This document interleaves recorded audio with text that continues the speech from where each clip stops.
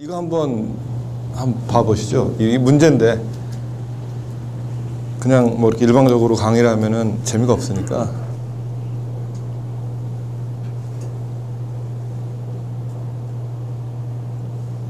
실제로 이런 일이 있을 수 있을 것 같아요. 업무하시다 보면 뭐 예상해 볼 수 있는 그런 문제인 것 같은데.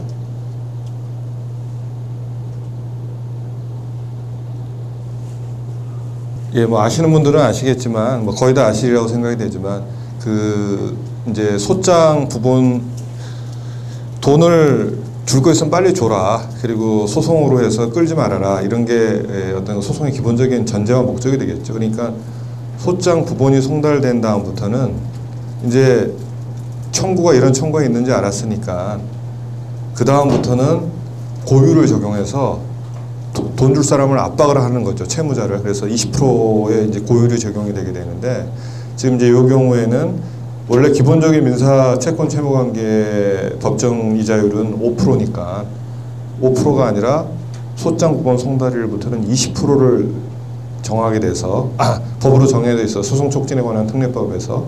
그래서 이렇게 채무자를 압박을 해서 줄 거 있으면 빨리 줘라. 물론 이제 줄 돈이 없는 경우에는 끝까지 싸워도 결국은 줄 돈 자체가 아예 없게 되니까 뭐 20% 주고 말고 할 일이 없겠죠.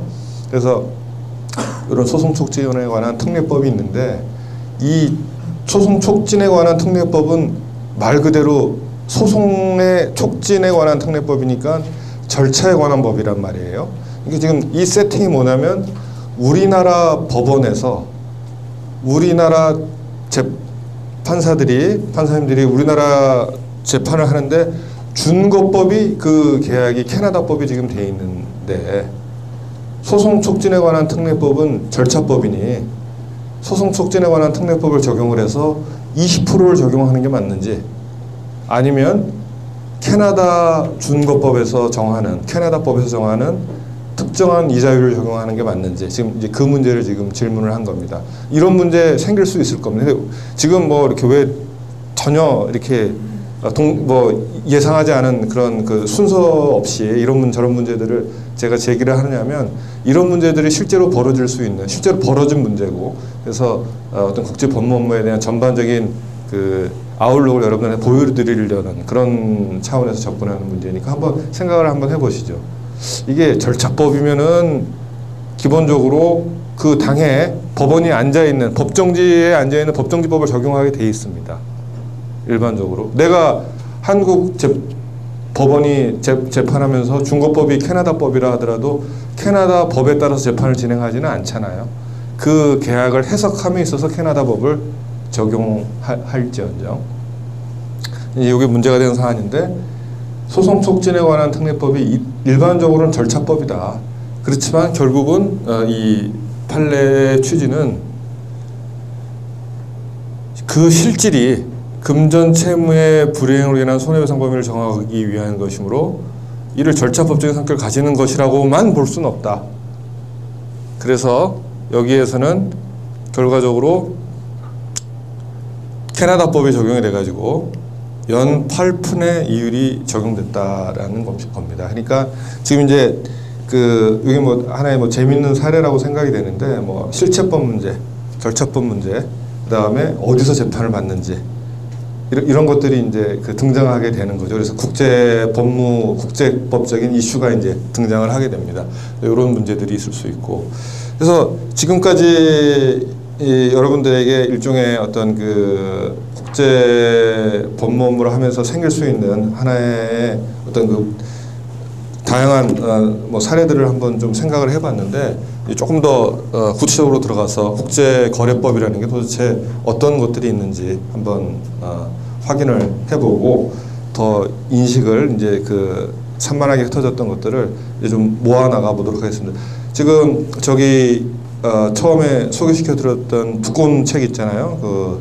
미국에서 로스쿨에 쓴다는 케이스북 International Business Transaction에 보면은 국제 거래는 다음에 3가지로 나뉜다고 합니다.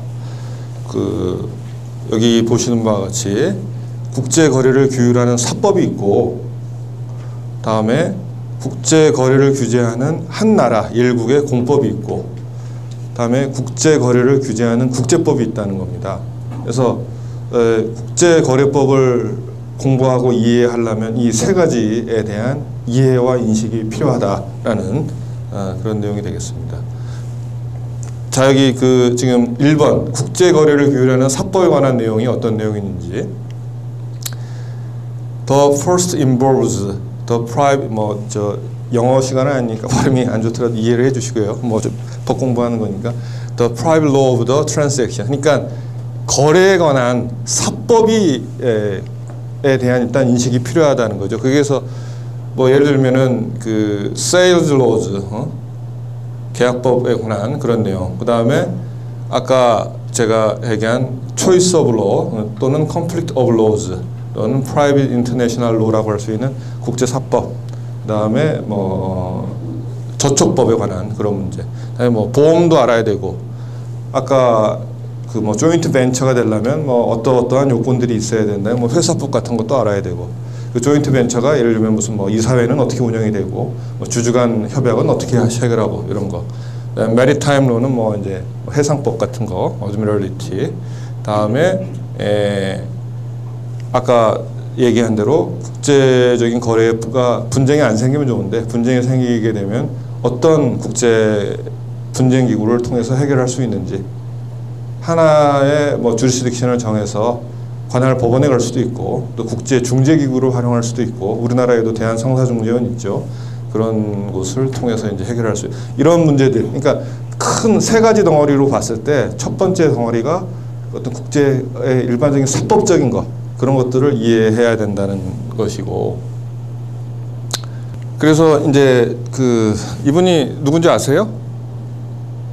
여기 나왔네요. 그럼 지금도 하시는지 모르겠는데 예일 법대 학장님이시고 미 국무부 차관보를 지내신 해롤드 고라는 분인데, 이분이 법과 세계화에 대해서 우리나라에 와서 강의를 하신 적이 한 번 있었어요. 근데 그래서 법과 세계화가 도대체 어떤 의미를 갖는 거냐 라면서 이제 강의한 내용 중에, 처음에 미국의 로스쿨에서는 자기 로스쿨이 있는 쪽, 예를 들면 예일 같은 데는 커네티컷에 있으니까 커네티컷 주법을 주로 가르쳤답니다. 근데 이제 미국 내에 거래가 활성화되니까 이 커네티컷 법 주로 가르쳐서는 안 되겠다.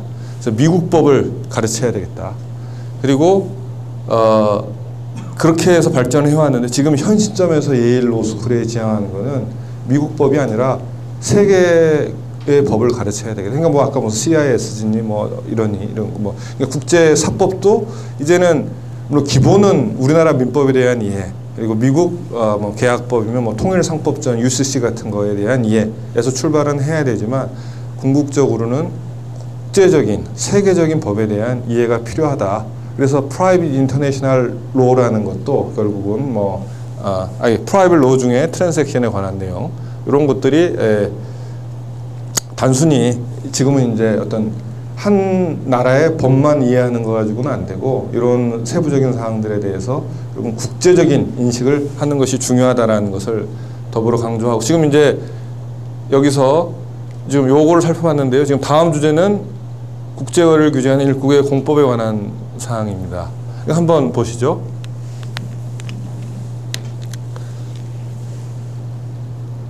한번 읽어보시고, 한국 법원에서 이제 미국은 스테이트별로 이제 연방법도 있지만 보통 일반적인 사람 생활하는 거는 주법에 의하니까 준거법을 미국 법으로 정했다. 뉴욕주. 근데 지금 한국 법정에서 지금 재판을 합니다.